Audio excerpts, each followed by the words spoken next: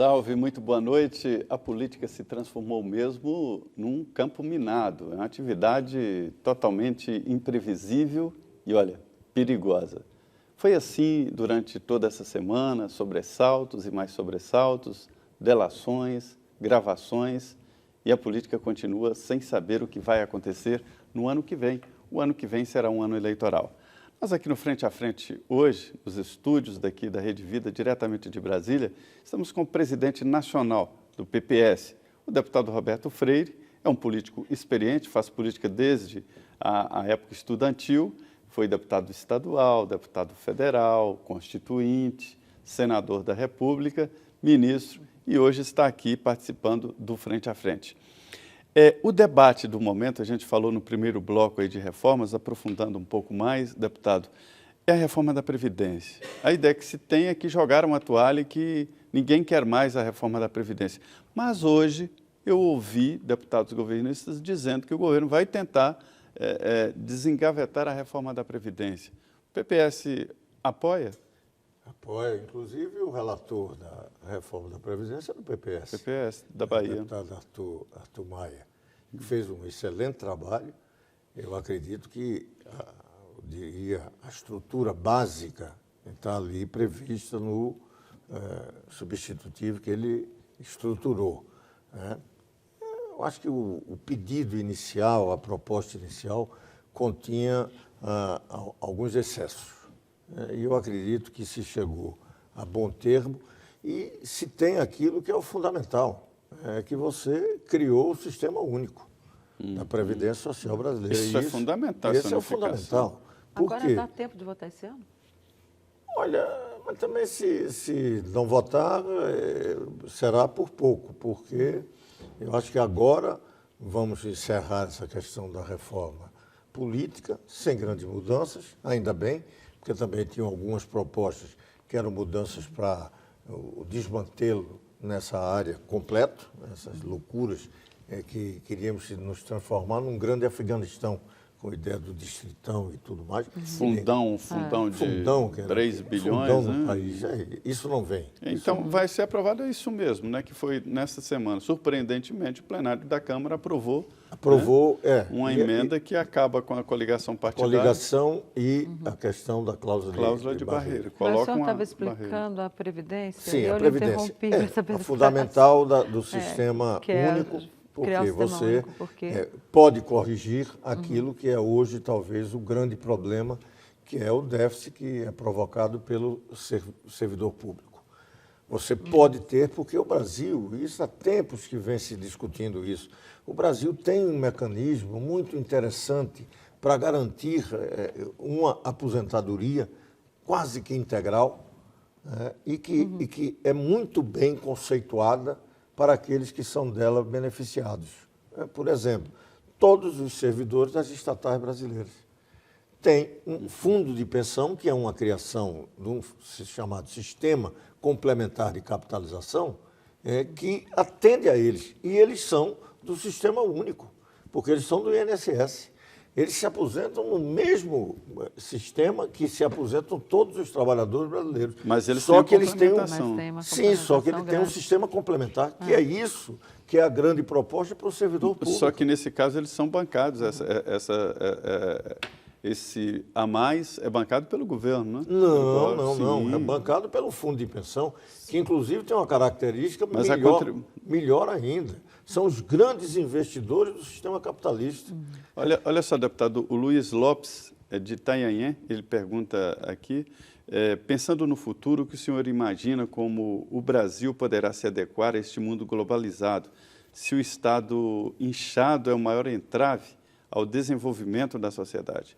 Sendo o PPS um partido de tendência socialista, qual é o seu pensamento sobre essa questão? É o Luiz Lopes, de Itanhaém. Obrigado, Luiz. Olha, eu costumo dizer o seguinte, se começássemos a seguir ou tentar entender como Marx falava na questão do Estado e no avanço da ideia do socialismo, seria muito bom eu dizer que Marx previa o fim do Estado. É exatamente o inverso daquilo que foi aplicado por conta de que foi feita a Revolução num país dos mais atrasados da Europa.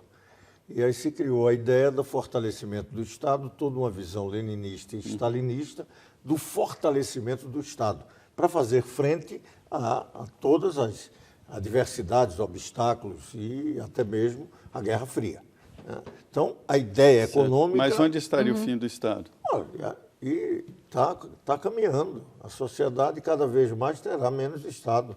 Você está vivendo num mundo em que você muitas vezes não precisa mais de nenhuma grande regulamentação para a sua vida. Há uma ideia, inclusive, claro, utópica, de que nós caminhamos para um mundo em que o trabalho humano cada vez será menor. Isso já está se vendo, por exemplo, nas nossas indústrias modernas, que são todas elas robotizadas, automatizadas, com inteligência artificial. Então, esse processo... Aqui mesmo, nesse estúdio, as câmeras já não são operadas. Claro, não tem, exatamente. E o que é que isso está significando? Isso está significando que ou você, por exemplo, no caso de uma reforma, ou atenta para o que seja uma reforma trabalhista, ou fica prisioneiro do passado. E este é um grande erro de uma esquerda brasileira. E não é só brasileiro, porque está no mundo todo que está tentando fazer reformas e há um setor de esquerda em todo o mundo que reage contra, se transforma em força reacionária, porque não está entendendo que o novo mundo do trabalho muitas vezes está prescindindo até do trabalho humano. Não pode imaginar contratos como se tinha contrato da sociedade industrial, da linha de montagem, das grandes massas operadoras. O emprego como aquele antigamente acabou. Bom, então você tem que ter uma nova regulamentação, e daí a necessidade da reforma. Mas também na previdenciária tem o impacto desse mundo no futuro. Nós estamos vivendo mais. Verdade. Então a gente tem que começar a ver que eu não posso me aposentar da forma e com a idade que me aposentava há 40 anos atrás. Hoje o processo demográfico no Brasil indica que eu me aposento com 50 e poucos anos, como podia se fazer isso, e vou viver 30 anos mais. E quem é que vai estar sustentando isso? Um sistema que, evidentemente, entra em colapso, estrangulamento. Isso é uma luta ideológica, deputado? Isso é uma luta ideológica? Não, ao contrário. Dar luta ideológica para isso é condenar a derrota quem ficar imaginando que não vai fazer a reforma. Porque a vida vai cobrar isso e ineludivelmente você vai fazer. Pode até não fazer agora. No futuro pode fazer até uma mais dura do que a de hoje. Já estamos vivendo num período aí de transformação também desses conceitos de direita, esquerda, conforme conhecíamos até bem pouco tempo atrás? Pode. E isso tem um dado interessante que eu costumo dizer também muito. Eu estou até utilizando Marx como nunca. Por quê? Porque Marx nos ensinou, por exemplo, que a Revolução Industrial colocava que tudo que ele dizia até poeticamente, tudo que é sólido se desmancha no ar. Por quê? Porque o processo revolucionário acaba com tudo. Ele cria novas relações e cria mesmo. Você pode até reagir. Havia um movimento operário na Revolução Industrial. É inexorável, ninguém consegue. Claro, os chamados ludistas. Eles reagiam quebrando as máquinas. Eu costumo dizer que hoje há uma certa esquerda que é ludista digital, pensando que vai impedir a mudança que o mundo do conhecimento, o mundo digital, está provocando. Não vai. Não adianta. Mas o estranho, deputado, é porque isso é inexorável. Há uma mudança, sim, no tipo de trabalho, de como é o novo emprego, exatamente pela automatização. Mas não seria o caso do senhor estar defendendo exatamente a regulamentação ou uma nova regulamentação? Mas a reforma trabalhista é exatamente isso. Eu digo mais. Mas é mais uma abertura, mais uma liberação. Mas não é abertura, isso aí é o que a gente diz, estão tirando direito. E quando a gente pergunta qual é o direito retirado, não apontam porque não tem. O que você está tratando, por exemplo, nessa reforma trabalhista, eu vou lhe dizer, você hoje tem trabalho em casa. A internet possibilita isso. Qual era a legislação que você tinha no Brasil tratando disso? Não, nem existia. A reforma trabalhista está tratando, está dando direito. Você tem, por exemplo, e crescendo os chamados terceirizados. Terceirizados. E não adianta você dizer na minha opinião, foi maior e mais forte que a reforma. Está bem, e foi uma lei que tratava de regular direito para os terceirizados. Setores de esquerda foram contra. basicamente ligado aos sindicatos. E os sindicatos, basicamente, se mobilizando por conta do fim do imposto sindical. Você veja a que ponto chegamos. Uma agenda completamente retrógrada, atrasada, anacrônica. Agora, o E senhor não acha que entendendo vamos esse chegar... mundo que você precisa. Eu vou dar aqui um exemplo. Nós estamos falando aqui, vamos mais adiante. Toda a atividade do lazer, a atividade cultural é hoje uma economia em dinâmico e cada vez maior crescimento.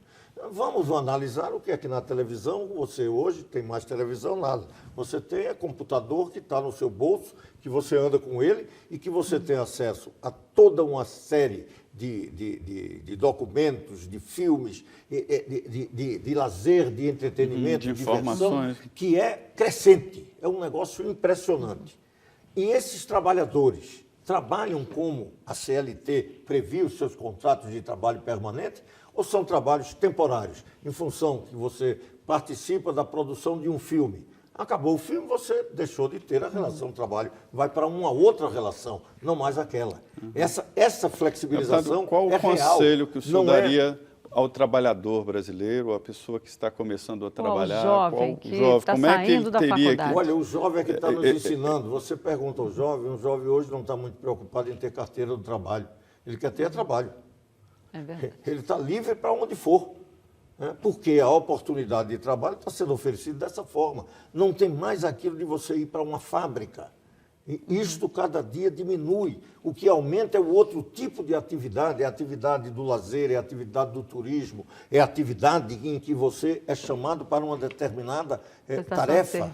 Então, esse mundo está se construindo. Ainda temos, é evidente, isso não é uma ruptura e acontece de forma diferente, não, mas o que você tem como tendência é isso. O que tem agora, a preocupação que temos que ter é o seguinte, é que isso, num primeiro momento, gera um certo desemprego. Claro. O que nós temos que começar... Setorial e funcional, mas Estrutural outros até. estão sendo criados. Sim, mas talvez não chegue num primeiro momento agora a você absorver. Mas o que é que você tem que começar a ter como preocupação? É na formação de novos profissionais. Você já percebeu, mesmo jovens vocês, eu percebo isso há muito mais tempo, de que na nossa geração, você ter uma profissão, aquilo era quase para toda a vida. Você imagina hoje alguma desses jovens tendo a ideia de que terá uma profissão até o fim da vida? Não, 70 profissões serão extintas. Ainda tem alguns que vão sobreviver, médicos, advogados. Né? Sim, mas isso daqui a pouco começando... Engenheiro. Mas isso daí a pouco começando alguém tratar, por exemplo, da medicina através da internet, através digital. De você trabalhar sem isso, é um outro técnico, uma outra característica. Tem engenheiros que trabalham muito mais pela internet. Sei lá, eu estou querendo dizer... Não, mas é verdade. Que vem uma nova... Nós não podemos ficar prisioneiros de algo que o mundo está superando. Essa visão é tida também... Quem tem muito essa visão é o senador Cristóvão Buarque, que é do seu partido, e surge aí como um potencial candidato a presidente da República. O senhor vê alguma chance aí do... O senador é o nome? Olha, o PPS ainda não está discutindo isso? Quer distância dessa história de lançar candidato próprio? Como é que está esse assunto? Tem clareza do seguinte, que não tem que... Ninguém está imaginando que tem que lançar candidato. Você pode ter e tem o Cristóvão como um bom candidato, mas ele só será viável, e o PPS assim entende, se nós tivermos condições de ele ser candidato de uma grande frente democrática no país. Viável, não candidato viável. Como é que foi a sua experiência de candidato? Claro, nós fizemos isso. E o que é que aconteceu em 89? Chegaram ao segundo turno 2 outsiders, tanto o Collor quanto o Lula. Agora o Ulisses ficou de fora, Covas ficou de fora, mesmo na direita, Maluf, Aureliano Chaves ficaram de fora. O senhor acha que essa eleição de 18 vai repetir 89? Não, não é repetir 89, mas é um risco de você botar para também outsiders, ou mesmo agora não sendo outsider, mas o que Lula representa e o que pode representar Bolsonaro. Naquela ambos época... descompromissados com qualquer questão Naquela democrática. época, nós um lado tínhamos o quadro Maduro, a ditadura de Maduro, uma esquerda completamente atrasada, e do outro lado alguém que vem como característica básica ter sido defensor da ditadura, da tortura e torturadores. E raso, o Brasil, sem um o Brasil não econômico. pode correr o risco de ter essa disjuntiva em 18. Aí o senhor defende a junção partidária. Claro, temos que discutir primeiro isso. Agora, os nomes que cada desses partidos, dessas forças políticas, até porque a gente tem que entender que 18 não será uma eleição, e pelo menos eu tenho essa avaliação, apenas de partidos políticos. A sociedade brasileira, inclusive nessa era digital do conhecimento, está criando... Que mudou também o jeito de fazer campanha, né? Eles não estão só mudando a forma de fazer, eles estão fazendo campanha. São movimentos que estão se organizando para lançar candidato, se vinculando, se interagindo pelo Brasil todo, se organizando. Tudo isso vai ter uma influência muito forte na campanha. Além eu diria que além até dos partidos. Mas é uma avaliação. Então não tem por que, eu acho, uma total precipitação se ficar imaginando que temos que ter candidatos. Imagine todas as forças políticas imaginando candidatos. Aqui eu vou dar um exemplo que nós não podemos correr. A última eleição no Rio ficou entre dois candidatos, Freixo e Crivella. De novo, os extremos, né? E a sociedade não se encontrou naquilo. Foi uma dificuldade, vamos nos lembrar disso.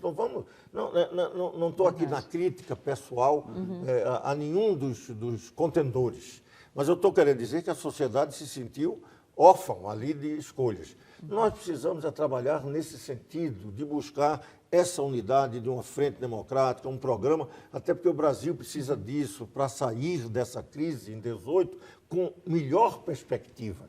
Se a gente, cada um cuidar, não, eu olho para o meu umbigo, eu quero ter candidato ali, nós não estamos imaginando como é que vamos sair dessa grave crise que nós estamos vivendo com um Brasil melhor.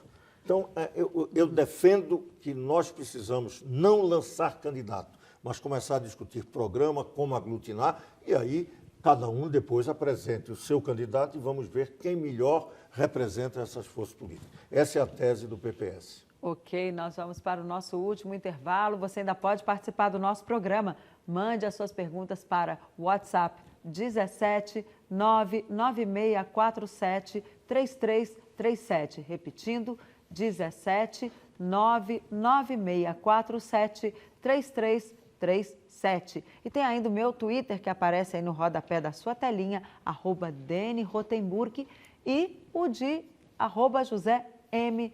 Trindade. Voltamos em 2 minutos, não saia daí.